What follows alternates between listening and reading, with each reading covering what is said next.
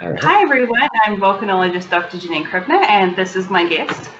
Hi, I'm Erik Klemetti, Dr. Erik Klemetti from Denison University, and someone who talks to Janine a lot about volcanoes. If you've ever listened to the podcast.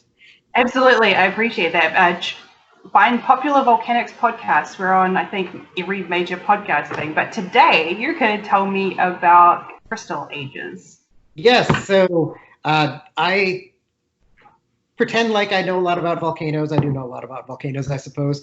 Actively erupting, but really what I do my research in is thinking about the crystals that you find in lava. So here's a rock.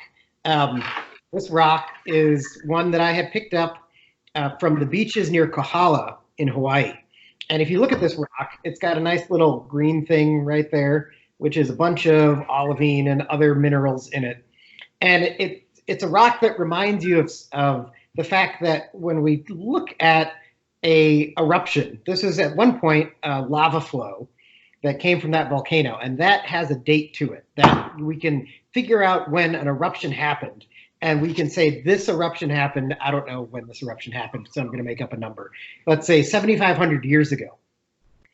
That is kind of like the birthday of the rock, but the rock itself is made up of a whole bunch of crystals. Some of them are, you can see in the green, there's a bunch of little white specks that are feldspars.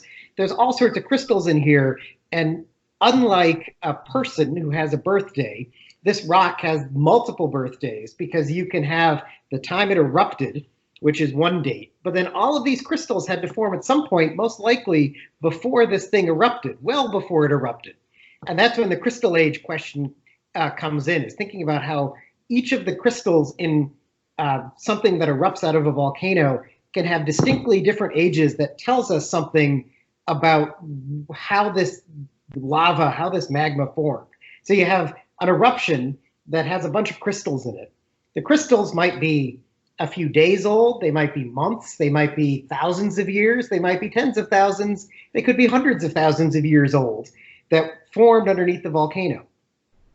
Then each of those crystals in itself is made up of a bunch of little zones, because the crystals don't just pop into existence fully formed, they grow over time. So each crystal in here has a little history in it too. So you have like a rock that has a bunch of little histories all contained within it. And the crystals are recording things like what's coming in and out of the magma chambers. So underneath the volcano, you've got a big pile of magma. New magma might come in, so magma might leave.